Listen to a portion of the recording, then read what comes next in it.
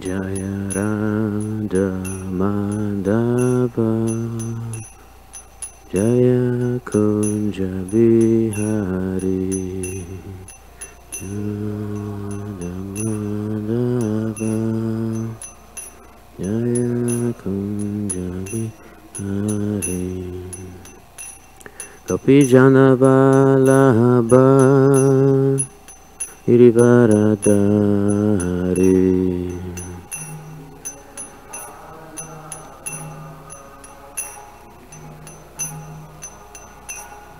Yashodanandana Vrajajana Ranjana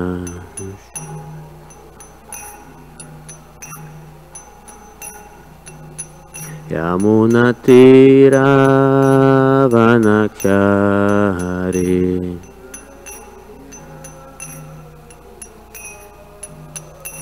Jaya Radha Madhava Jaya Kunja Bihari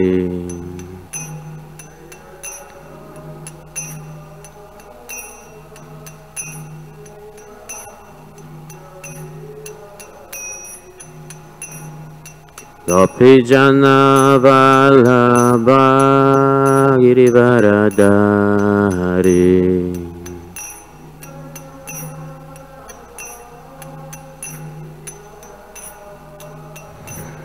Yashodanandana Vrajajana Ranjana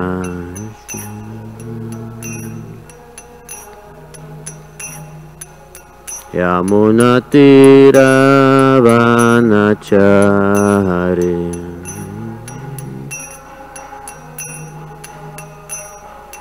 Jaya Radha Madhava Jaya Kunja Bihari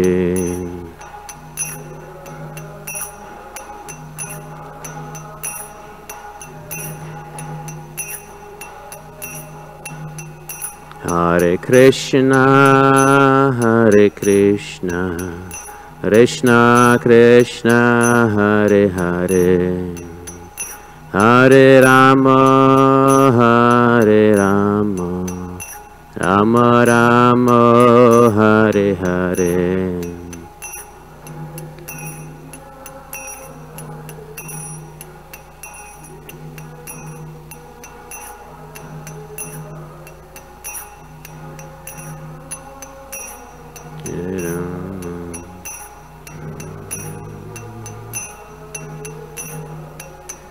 Hare Krishna Krishna Krishna Hare Hare Hare Rama Rama Rama Hare Hare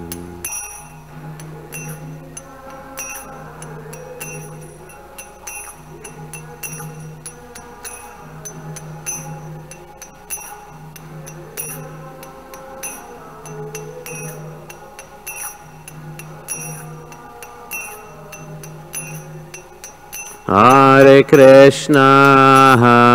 Krishna Krishna Krishna Hare Hare Hare Rama Rama Rama Hare Hare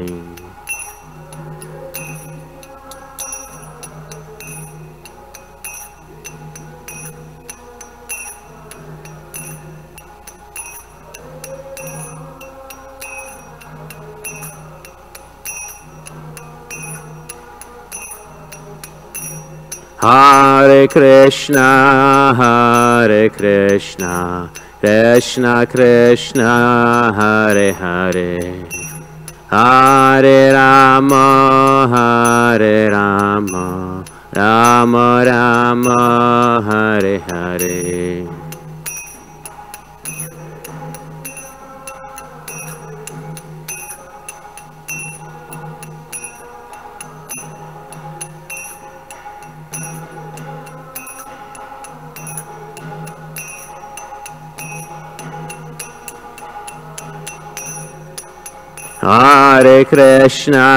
Hare Krishna Krishna Krishna Hare Hare Hare Rama Hare Rama Rama Rama Hare Hare.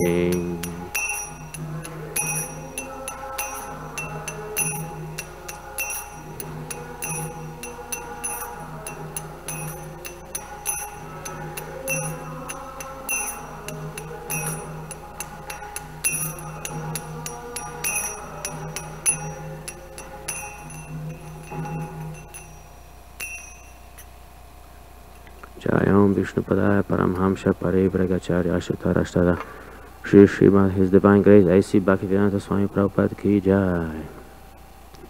Jayam Vishnupadaya Paramhamsa Parivragacharya Ashutarashtada Shri Srimad, His Divine Grace Bhaktivedanta Saraswati Goswami Prabhupada Ki Jai. Anta Kodi Vaishnava Vrinda Ki Jai. Srimad Bhagavatam Grantaraj Ki Jai.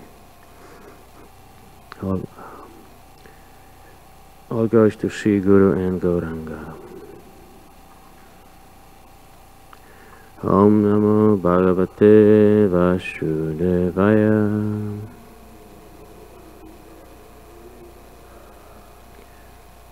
Om Namo Bhagavate Vasudevaya.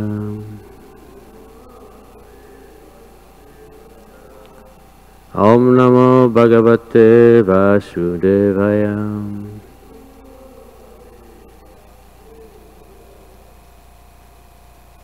Reading from Srimad Bhagavatam, Canto 10, Chapter 8, entitled Lord Krishna Shows the Universal Form, verse 16. Esha Vakshreya Adyasyad Gopa Gokula Nandanaha Anana Sarva Durgani Vyumagyas Tarishatam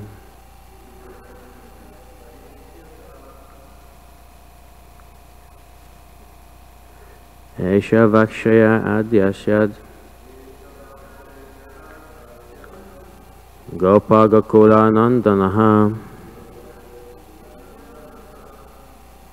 Anana Sarva Durgani Yuyam Anjas Tarishyata. One more time. Esha Vakshaya Adyasyad Gopa Gokula Nandanaha Anena Sarva Durgani Yuyam Anjas Tarishyata.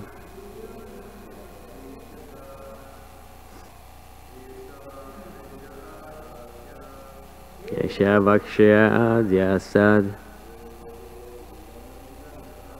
Gopa Gokula Nandanaha Anena Sarva Durgani Yam Anjas Tarishyata.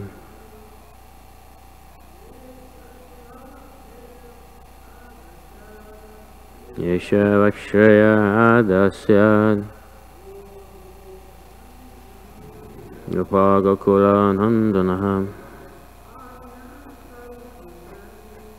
Ena Sarva Durgani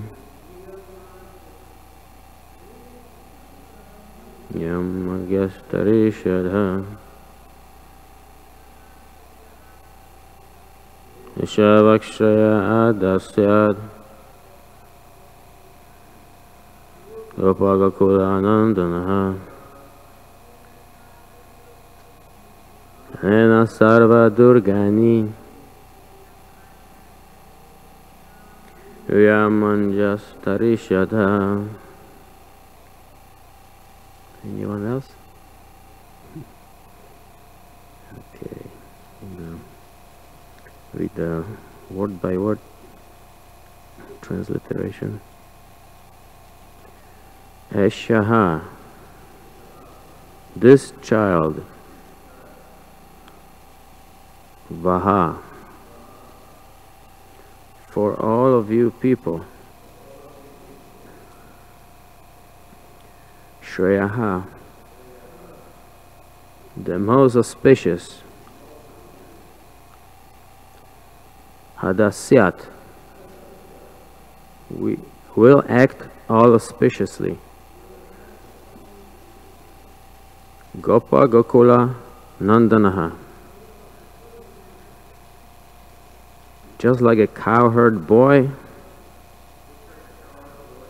born in a family of cowherd men, as the son of the estate of Gokula. Anena, by him, Sarva Durgani, all kinds of miserable conditions. Yuyam, all of you. Anjaha, easily. Tarishyata, will overcome. Translation: to increase the transcendental bliss of the cowherd man of Gokula, this child will always act auspiciously for you, and by his grace only you will surpass all difficulties. Purport by Srila Prabhupada. For the cowherd man and the cows, Krishna is the supreme friend. Therefore he is worshipped by the prayer Namo Brahmanya Devyaya Gobrahmana Hitaya Cha. His pastimes in Gokula, his dham, are always favorable to the brahmanas and the cows. His first business is to give all comfort to the cows and the brahmanas. In fact, comfort for the brahmanas is secondary. Comfort for the cows is his first concern. Because of his presence, all people will overcome all difficulties and always be situated in transcendental bliss. Om Gyanati Ramdasya Gyananja Chakaya Chakshunitam Gyanata Tasmai Shri Gurave Namaha. Shri Chaitanya Manabhishtam Sthapitam Yena Bhutale Svayam Rupa Kadamahyam Dati Sabhadantikam. Om Vishnu Padaya Krishna Prasthaya Srimati Chandra Swami Bhakti Vedanta Swami Namaste Saraswati Devi Guru Hari Pashadi Shatai Pancha Kalpatarubhyascha Kripa Sindhukasakacha Patiyanam Pavane Bhiro Vaishnave Namo Namaha. Thank you very much for letting me speak today again and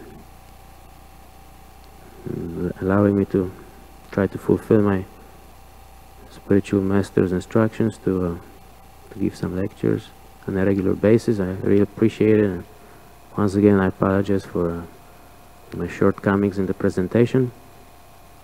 When I was reading this verse yesterday, I really appreciated the second part about Krishna's divine grace and how it works in our favor. It also brought to memory a similar verse in Bhagavad Gita, in chapter 18, verse 58, which I would like to read as well. It carries some of the same meaning, especially also in the Srila Prabhupada's purport. So I'd like to read it here first in Sanskrit and then short verse and then quick purport. Machita sarva durgani mat pashada tarishyasi atha chetvam ahankaran nasrosyasi vinakshyasi. Translation: if you become conscious of me, you will pass over all the obstacles of conditioned life by my grace. If, however, you do not work in such consciousness, but act through false ego, not hearing from me, you will be lost. And there's a nice purport which in addition to the purport to the verse from Srimad Bhagavatam, it gives us some practical instructions that may help us align more properly with Krishna's grace. So Srila Prabhupada writes in this purport to this verse that a person in full Krishna consciousness is not unduly anxious about executing the duties of his existence. The foolish cannot understand this great freedom from all anxiety. For one who acts in Krishna consciousness, Lord Krishna becomes the most intimate friend. He always looks after his friend's comfort, and he gives himself to his friend who is so devotedly engaged, working 24 hours a day to please the Lord. Therefore, no one should be carried away by the false ego of the bodily concept of life. One should not falsely think himself independent of the laws of material nature or free to act. He is already under strict material laws. But as soon as he acts in Krishna consciousness, he is liberated, free from the material perplexities. One should note very carefully that one who is not active in Krishna consciousness is losing himself in the material whirlpool, in the ocean of birth and death. No conditioned soul actually knows what is to be done and what is not to be done. But a person who acts in Krishna consciousness is free to act, because everything is prompted by Krishna from within and confirmed by the spiritual master. So this is a very nice purport as well, and gives us some practical ideas about how to align ourselves more with the Lord's grace. Sometimes I ask myself this question, especially in the past, in my life: where's the Lord's grace? And because I do not feel it, and things are not really working out according to my plan, and I'm not anywhere close to being blissful, and I don't perceive the mercy, and I think I have a good plan, but it's not working out.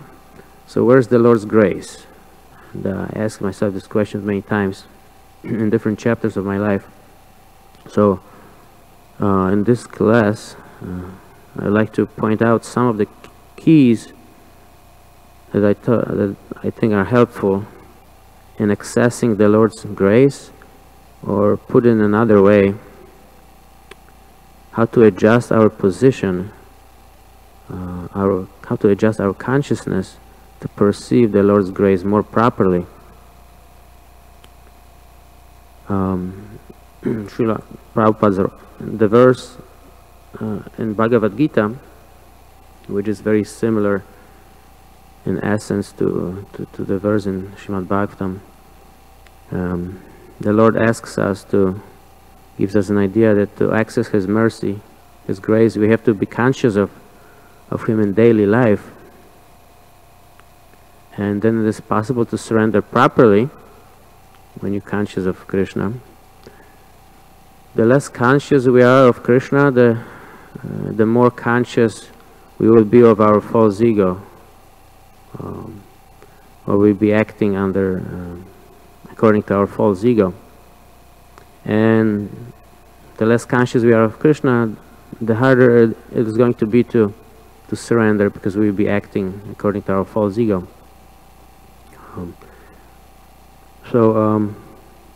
I'd like to focus on 2 points that will help us position ourselves better, or adjust our consciousness better, so we can access or appreciate that mercy that comes from the Lord and Parampara. The first one is chanting all of our rounds, or most of them, in the morning before we go to work or do other duties. And then the second point that I will elaborate on is the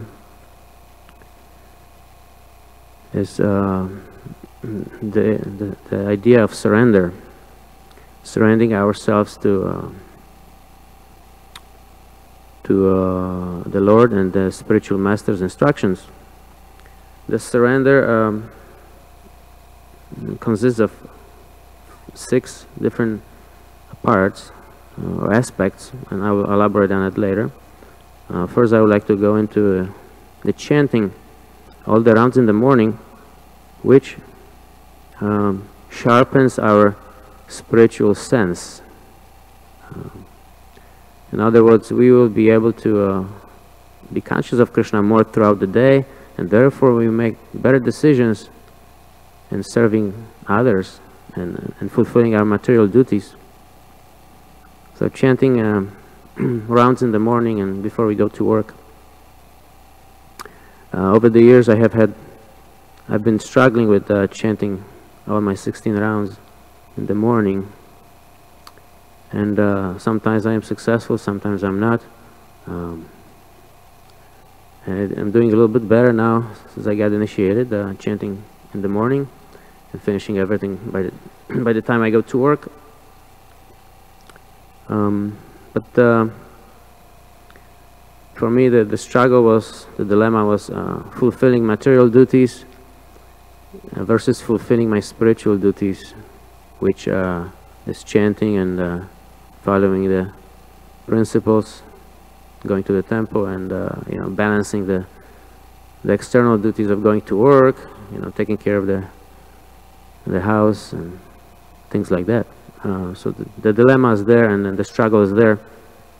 But whenever I made an effort to complete my rounds in the morning, it seemed like Krishna was helping me even in fulfilling my material obligations.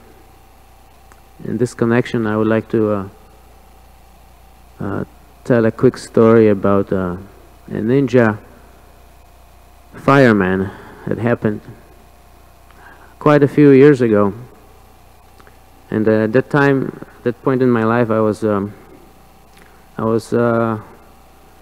personal trainer at this community gym. That was many years ago. And just to give you a little background on how a community gym operates, it's there's everything you want to do for training. You have machines and swimming pools there, and a basketball gym is there, and elliptical machines, cardio machines, everything is there, so people from all walks of life can come in and get a good workout. So the gym is run by a manager and a sales team. They encourage people, they show the gym, and they try to make them become members. And then the other side of the team is the trainers. And I was one of the trainers there. I was a new trainer at that time. I didn't have much experience. And also, I was in the beginning stages of I still am in many ways, but I was just learning about Krishna consciousness, you know, a few years before, and then I was trying to practice chanting in the morning, and I just got this new job after college, out of college. I just got this new job at this gym, and I was trying to make my best. I told my manager, please keep me busy, you know, I'm really serious about this job, and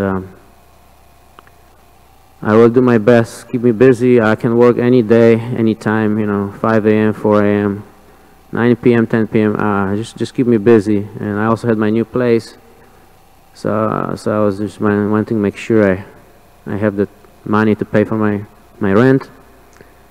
So the manager remembered that, and one fine day I was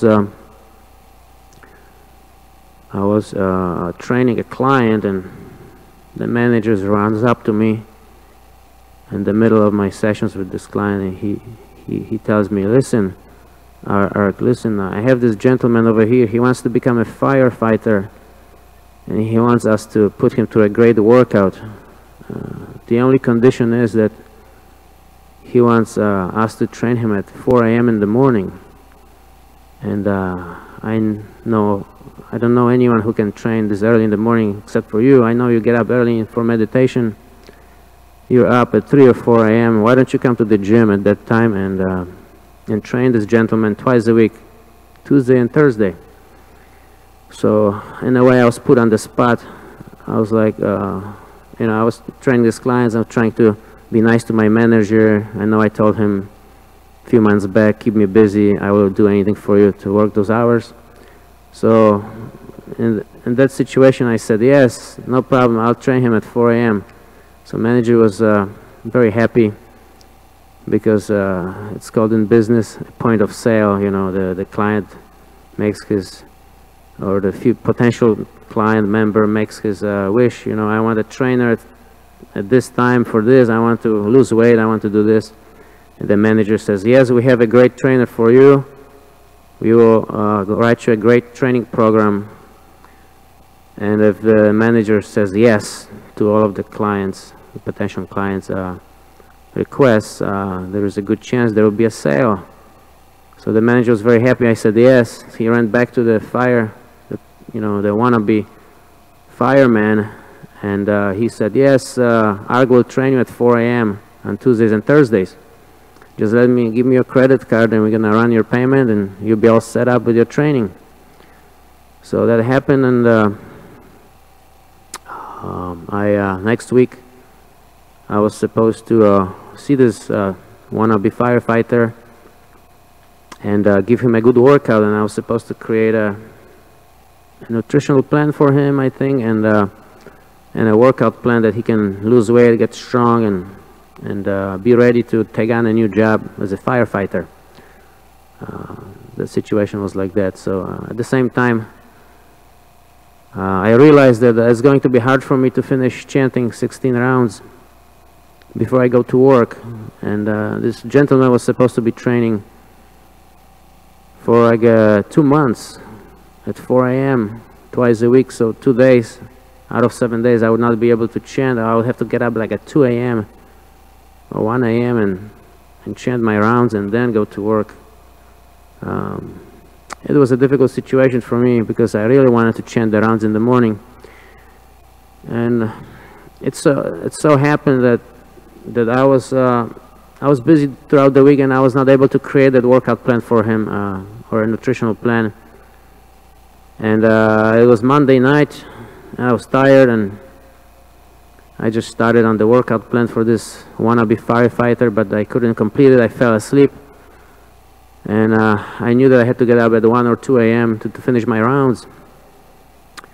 So I got up at 2 a.m. or so, and I knew I either chant my rounds kind of quickly or chant half of my rounds.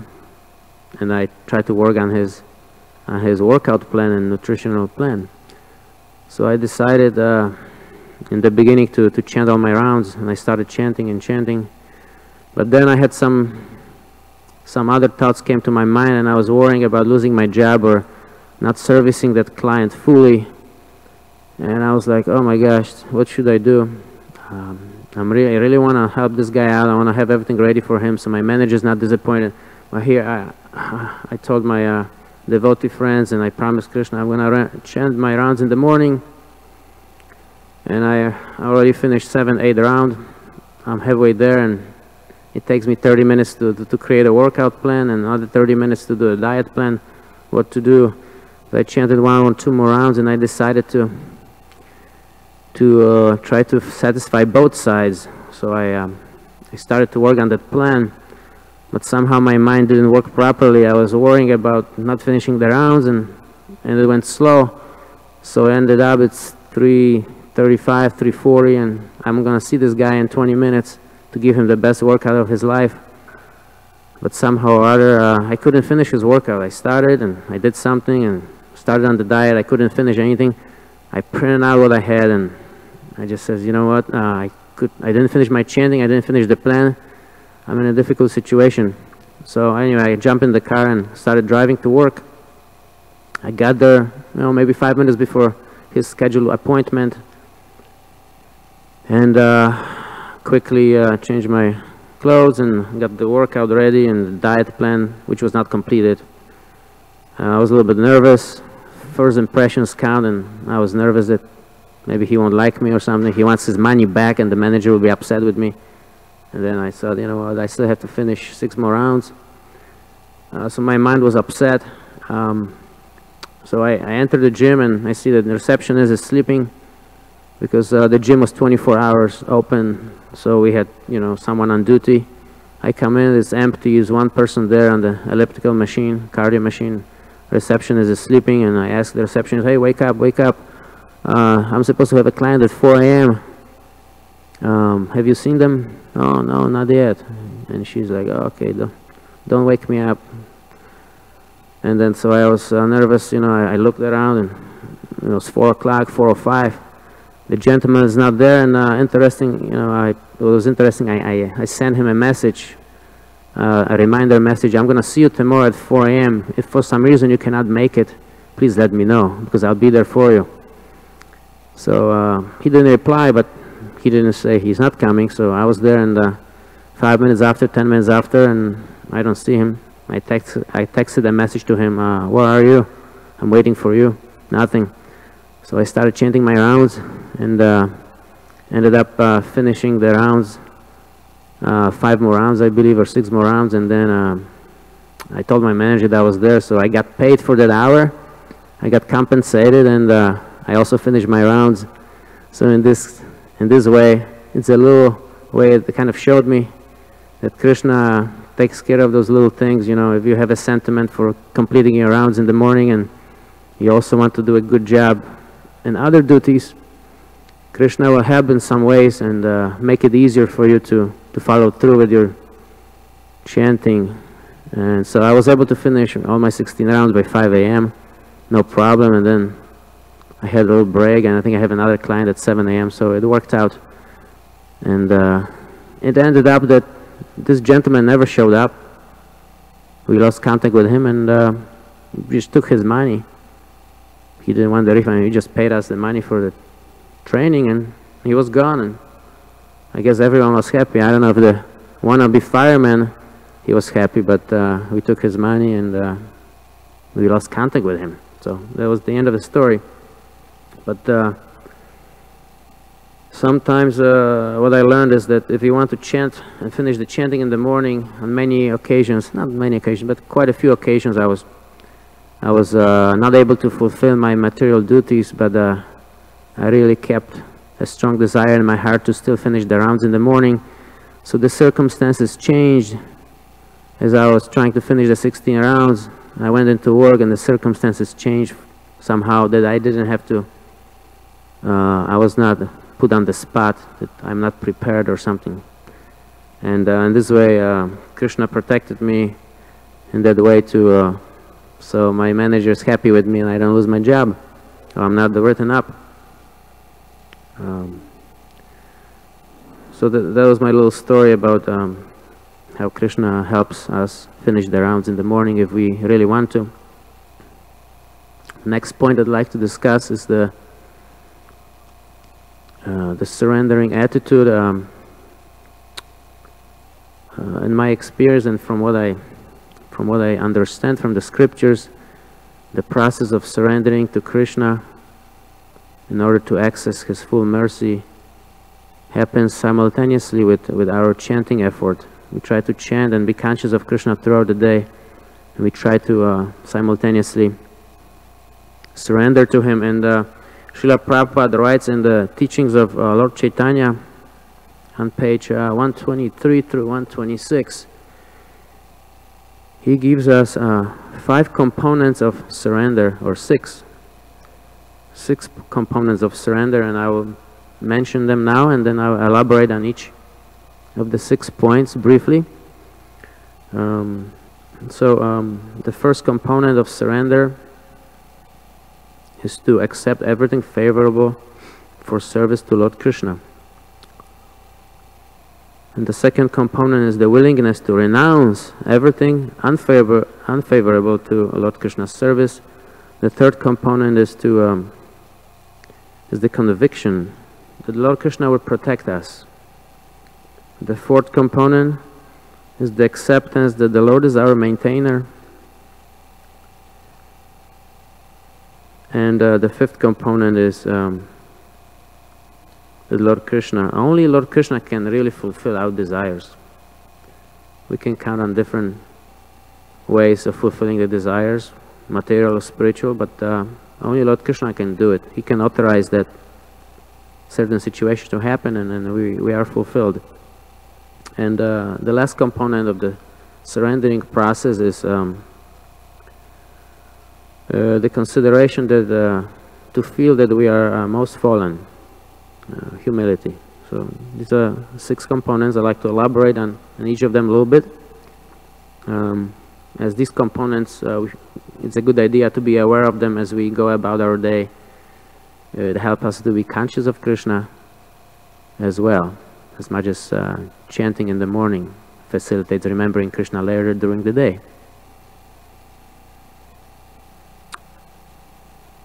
A willingness to accept everything in favor of Krishna, in favor of Krishna's service.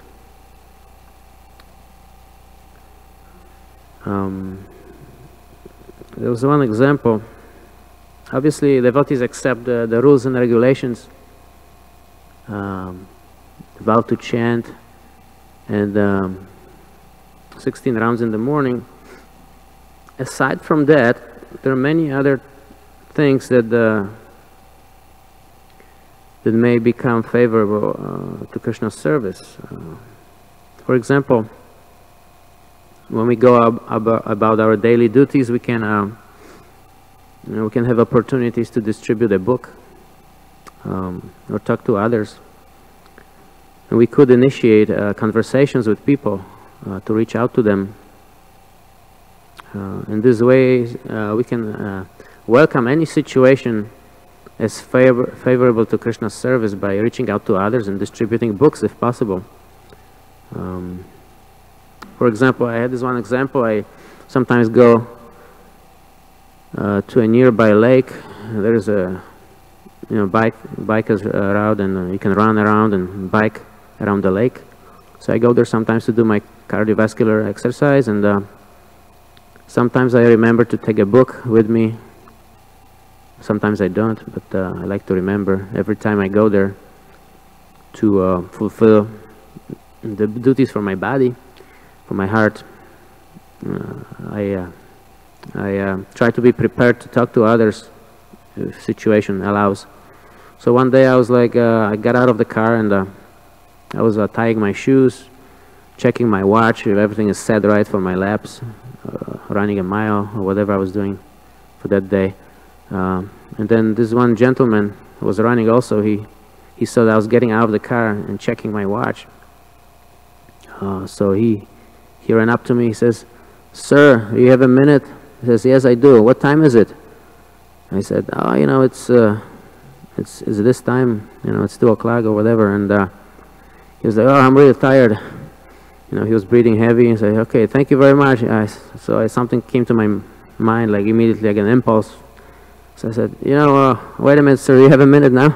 I got to show you something." And I pulled out a book on yoga or something, some kind of small book. I said, "Sir, would you like to read about yoga at your leisure time? This is a nice book, and I got to put it in your pocket and keep running. We can talk later. I think my business card is in the book. Maybe I'm a personal trainer." She says, "Oh, no problem, no problem. Thank you, thank you." And he took a few breaths to look at the book, put the book in his pocket, and he ran away. He ran off. So in this way, I just took advantage of the situation, and I didn't try to remember. It just came to me like, maybe I should take this chance, and I didn't have time to think about it because he would be gone in 10 seconds. So I just asked him. So in this way, I accepted the situation where normally was just doing my material duties and doing something for my body, but there's always a chance to preach and reach out to others if we are aware of this, of accepting situations in favor of Krishna's service. The second point of surrender, the second aspect is a willingness to renounce the detrimental activities that are not very useful, or they're directly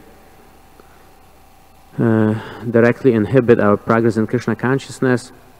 And obviously devotees reject the 4 sinful activities of intoxication, meat eating, and all the other ones. But aside from that, duties or activities that are normally favorable, they're maybe even in the mode of goodness, maybe some yoga or exercise for the body and for the mind. Something that you normally do and it's okay to do and it's good for you, for your family. But sometimes these duties may become unfavorable when you contrast them, or when you face with a situation that like a direct situation that you should be engaging in Krishna's service directly, more directly, like chanting or doing some preaching activities. These duties are our primary duties, and we should always be aware of them and put them as our priority. So one situation like this just happened actually 24 hours ago, when His Grace Subha Prabhu, he texted me if I could give a lecture. It was Friday, late morning, and I was at work, and then I saw his text message, and I was like, oh my gosh. And here was what was happening in my mind. On Wednesday and Thursday, my false ego, my mind was talking to me, oh, you know, no one has called me from the temple, so maybe it's good I can sleep in on Saturday morning. Maybe, you know, on Friday night I'm going to, at 6 p.m. I'm going to do a good workout, because I haven't done many workouts, maybe one or two. So that's not enough. I want to do another workout on Friday night, and then I want to sleep in on Saturday morning, do maybe sleep until 6 or 7, and then slowly get started on my chanting and other duties. So I was thinking like that on Wednesday and Thursday, and my false ego was becoming happy, or my other ego. Nothing wrong with working out, really, especially for my job, and nothing really wrong with that. Or spending more time with family, it's good. I was going to maybe spend more time with family on Friday night after my workout, before they go to sleep. But then I got this text in the morning, and my ego was like, oh my gosh, you know, they're asking me to be at the temple, so that means I should not work out. I have to get home, and then I have to start preparing for this presentation, and that means I have to get up early in the morning on Saturday. You know, after a tough week, I like to sleep, you know, I like to get my 7-8 hours of sleep instead of like 4 or 5. So my ego was not happy. But then inside, I was remembering my spiritual master's instructions that my Gurudev would like me to give lectures regularly, you know. And so I saw this, so I texted His Grace Subha Prabhu that, you know, just give me some time. I'm at work right now. I'm at work. Let me call my wife, let her know what's going on. Let me see how everything is and what the verse is. You know, if maybe if the verse is I don't get any ideas for the verse, maybe I can still text you back that, oh no, I cannot do it. So my ego was trying to gain more time, and maybe you know, the ego didn't want to give up the plan that I originally had. I already had, oh, you know what, they didn't call me, so that means no lecture on Saturday. So the ego was happy. So, but I pondered, you know, the instructions that my spiritual master gave me to give lecture and then to serve the devotees in my imperfect way, and then I decided to clear, you know, with my family and give up my workout for the Friday night, and decided to respond in a positive way that I will do it. So I was a little bit tired, and you know, and then I got home and I was working on this outline to like 11 p.m. But it was even though I was tired, my heart was happy that I will be able to serve in this way somehow, make my spiritual master happy, make the devotees happy. Maybe they will get something out of my presentation. So the point I'm trying to make is that sometimes, ordinarily, our duties are important and good, but those duties that are directly spiritual and that our spiritual masters give us directly take precedence. They are the most important duties, and we should also have them in front of us as we go about our days and about our daily duties, and we should not put them in the background somewhere when the situation calls for it, we should always be proud to say that, yes, this is my duty, you know, I was asked to do this by my spiritual master, and then I will do my best to service the devotees in the way that I can. So this is about accepting, rejecting things that may not be favorable, so we can do our direct service to our Guru and the devotees. Number 3 is the conviction that Krishna is that Krishna will protect us, literally, physically. Some devotees might have some experiences where Krishna directly interferes and protects them physically, and it saves them. So I have some interesting experiences like that, but I maybe share them at a different time. But the bottom line is that the material body is very fragile, and it doesn't matter how healthy or fit you are at this point. But this doesn't matter, because at any point something can happen to the body. It's such a complex machine, and no supplement or medication or security guards or your job or your family, they cannot protect you. The body can go at any time. You may or may not have health insurance, but it doesn't matter. So the situations are dangerous. Srila Prabhupada says in Bhaktisiddhanta Saraswati, Goswami tells us that at every step there is danger. So this third aspect of surrendering process is our faith that Krishna will protect us physically as well, so we can continue on fulfilling our duties physically and spiritually. The fourth aspect is acceptance of the Lord as our maintainer. Sometimes throughout my life I'm always proud, but sometimes more, sometimes less.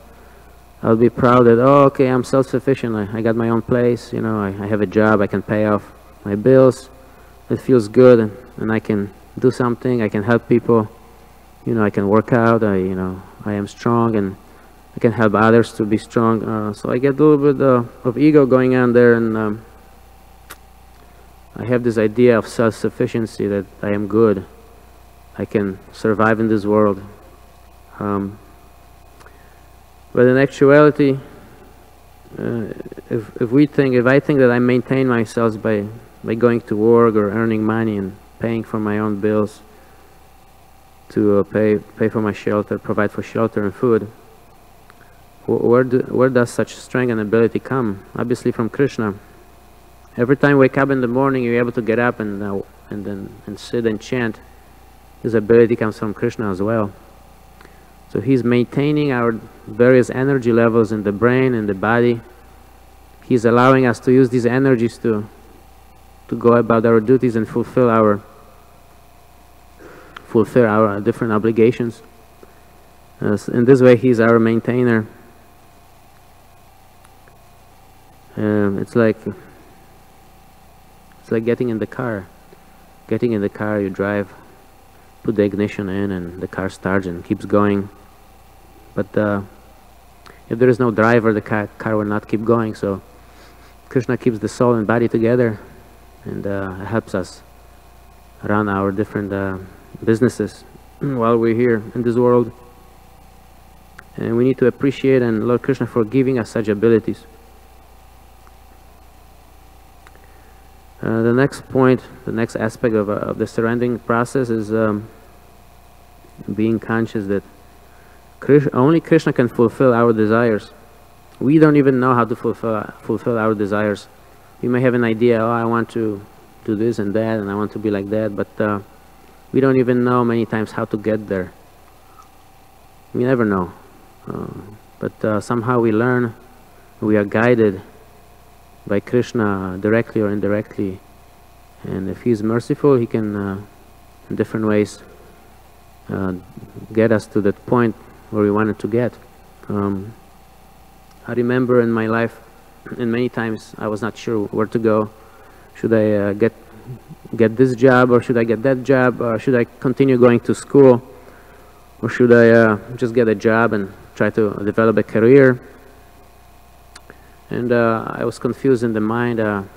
My parents told me one thing, and my friends told me one thing, and devotees told me another thing, and my counselors at school would say something else. So I was confused.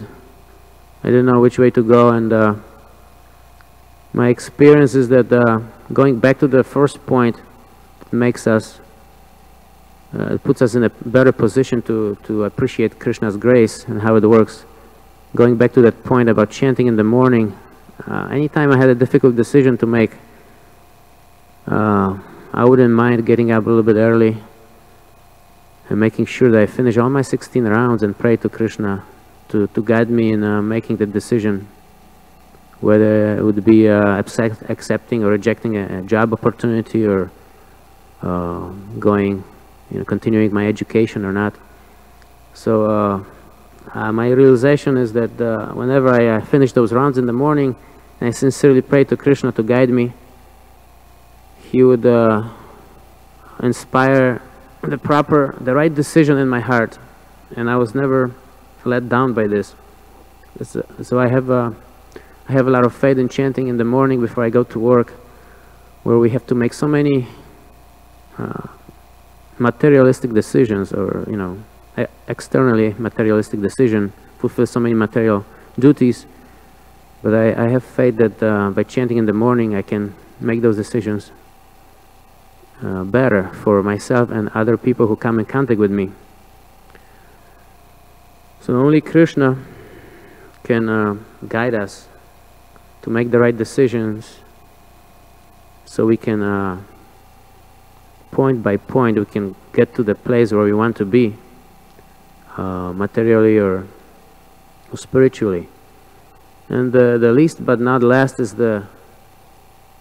our humility, which is necessary, considering ourselves most fallen and therefore totally dependent on Krishna. If you agree that if I agree that I am fallen, then I will naturally look up to Krishna and my Guru Maharaj, and not anyone else. I will look up to them for instructions and for correcting me and guiding me in spiritual duties and sometimes even material duties. Sometimes we may be proud that, yes, I don't know much about spiritual duties, as though I have my spiritual master, but in material duties I am expert, I know. But sometimes sometimes even you may have some knowledge in your field, you still have a hard decision to make. And Krishna and Guru can inspire from within to make the right decision. But we have to admit that we are fallen and weak. And then we need that inspiration and guidance of Krishna from within.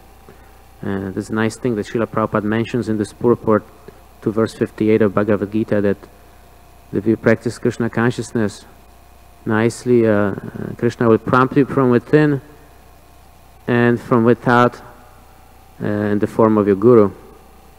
So that's a very nice thing. In conclusion, I would like to say that there are seemingly so many insurmountable difficulties born of our material conditioning, and we are thrown in different situations in our life. There are so many duties and so many situations that are very hard to conquer. But they can all be very easy to conquer if we consider the greatness of our best friend, Lord Krishna, and His unlimited grace.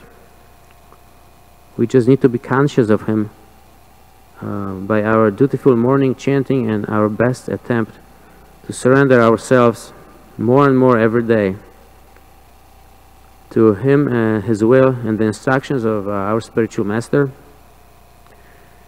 Then we can quickly be established in our blissful spiritual nature that Srila Prabhupada describes and the purport to this verse of Srimad Bhagavatam and to this verse describes. Thank you for your attention.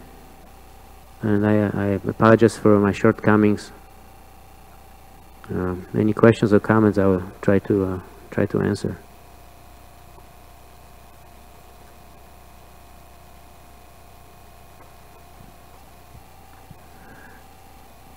Thank you so much, Arjunacarya Prabhuji. You're welcome. I have to say that I appreciate that this was a very nice class. Well, And, thank you. And it's very nice because you're getting better and better.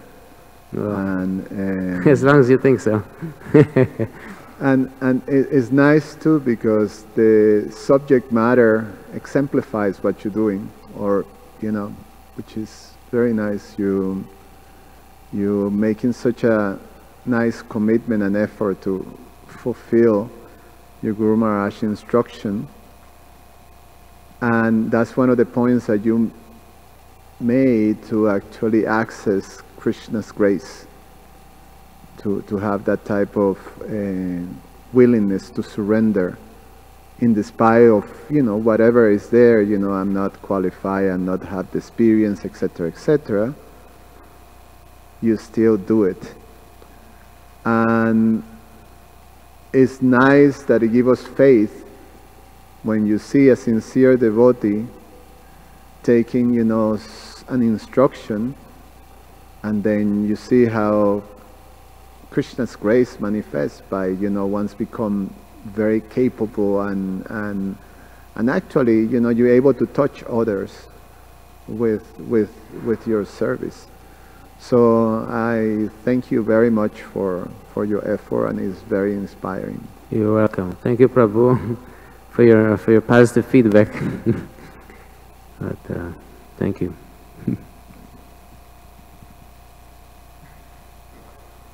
No, doesn't want to talk. That's why he wanted to go too long. Hare Krishna, bro. Thank you very much for your class. You made a lot of nice points. I have a comment and a question. 2 points. One thing I try to keep in mind, and then I'll ask you a question regarding your preparing for your client at 4 a.m. Regarding that. You were mentioning the 6 forms of surrender components, and the first 2 you mentioned, Prabhupada was mentioning accepting things favorable and rejecting things unfavorable. One thing I try to keep in mind for my own peace of mind and Krishna consciousness is that a lot of times it's described we should accept favorable association and reject unfavorable association.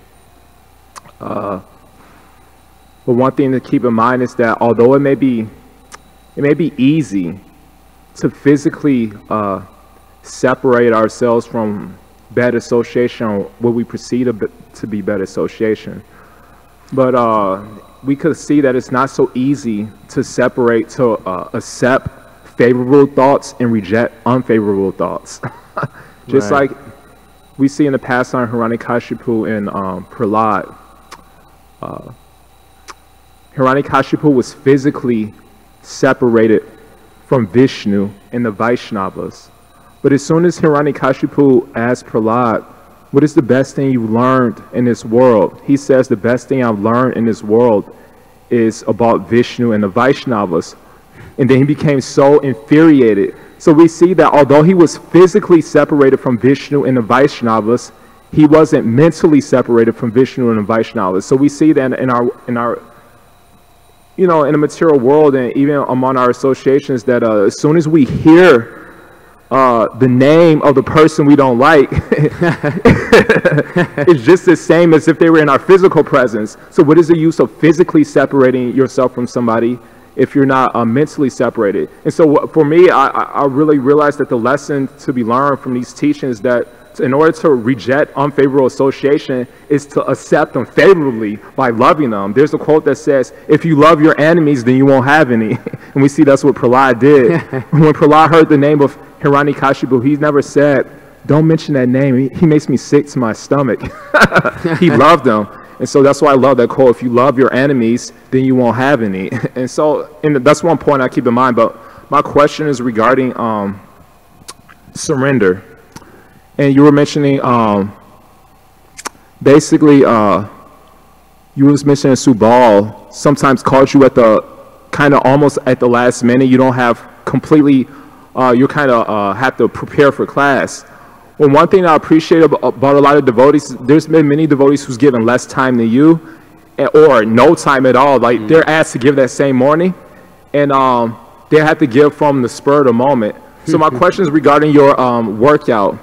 When you had no time to prepare for your 4 a.m. client, it's not like you said, I didn't prepare fully, I'm not gonna go. If you don't go, you'll lose your job. So sometimes, you know, so sometimes maybe you can elaborate on this. Sometimes we take Krishna for granted, like if you don't surrender to your job and your client, even if you're not prepared, you'll lose your job. And so sometimes I feel like sometimes we miss out on an opportunity that somebody may give us an opportunity and we may reject it, like, hey, can you give class in half hour? I don't have time prepared, no thank you. So we miss the opportunity to develop faith in Krishna, that maybe he'll inspire me, or maybe just like if you're an emergency room doctor, you come in the emergency room, the emergency room doctor is not going to say, I need my notes, I don't have time to prepare. So what are some steps? We see that if we're not prepared, if our boss calls us and we're not prepared, we still have to go to work. So how much more significant is it to develop the faith, you know, when given the opportunity, when we're not prepared? Because the tendency is that we take Krishna for granted.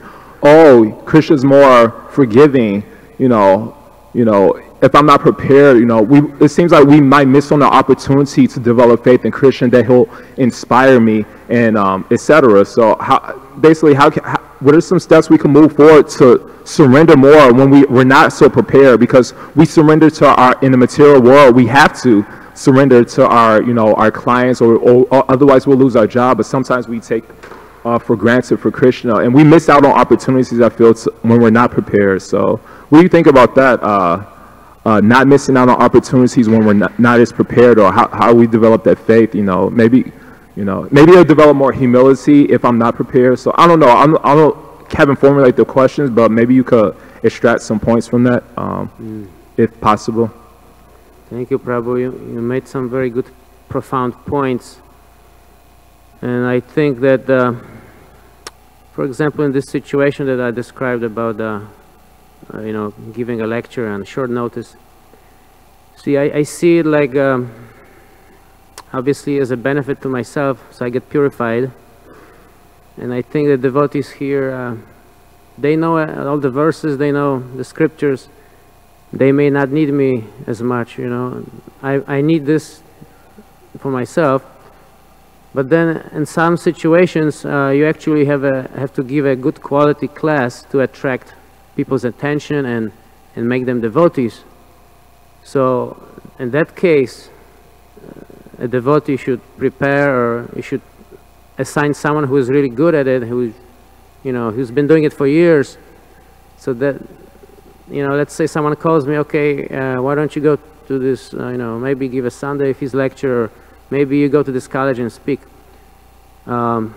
Since I don't want to let people down, and that my class was ineffective or not very impressive, and I would not take that opportunity. But if it's like among devotees, and I see that they may not get so much benefit from me lecturing, and if I make some mistakes, they don't get offended, or then it's not a big deal, because it's for my purification. But if the situation is different, and there's someone who may potentially become a devotee, who may be, for them it's either like hear the right lecture or will never come back to the temple again, in that case, if I knew that situation, I would probably ask, please look for someone else, I'm not qualified. So that's how I see it. I think the devotees here may not need me so much to talk about these points. They already know it. But I think for my own purification and practice, it's your grace that I can speak and at the same time make my spiritual master happy.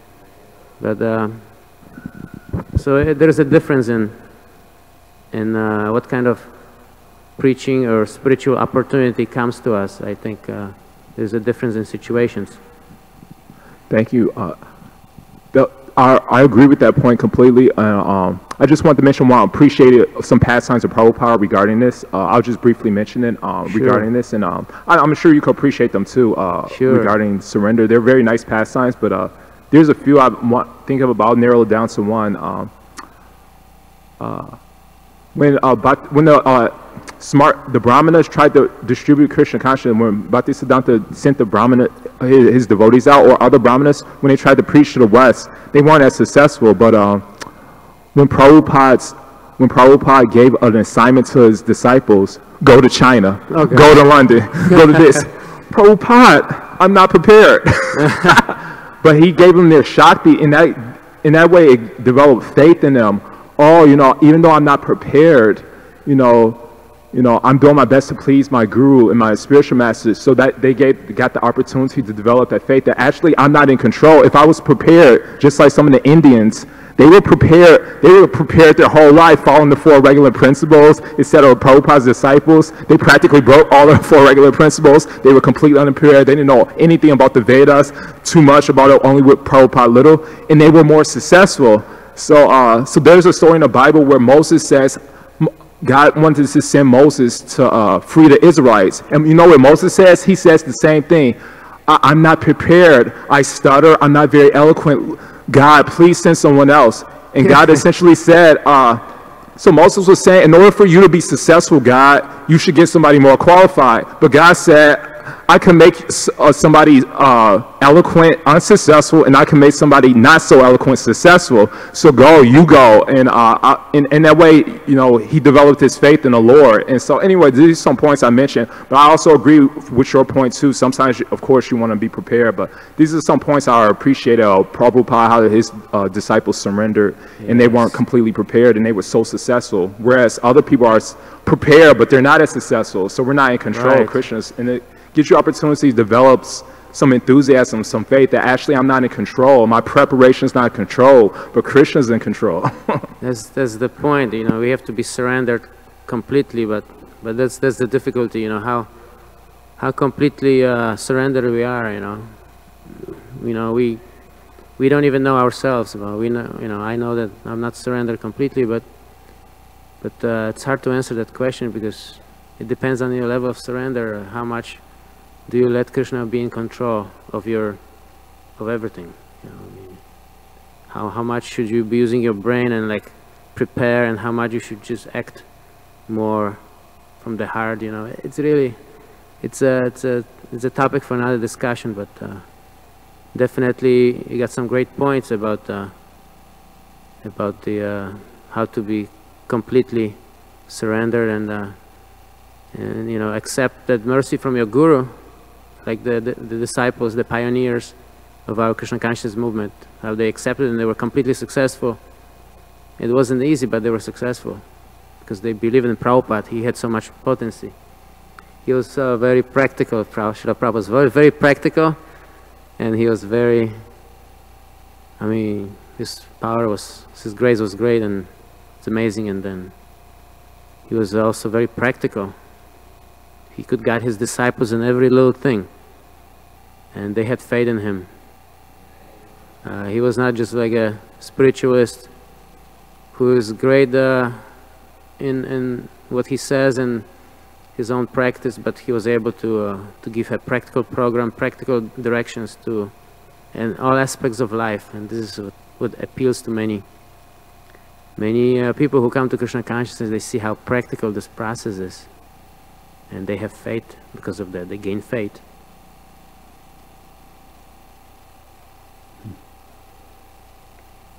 Hare Krishna. Any more questions? Anything?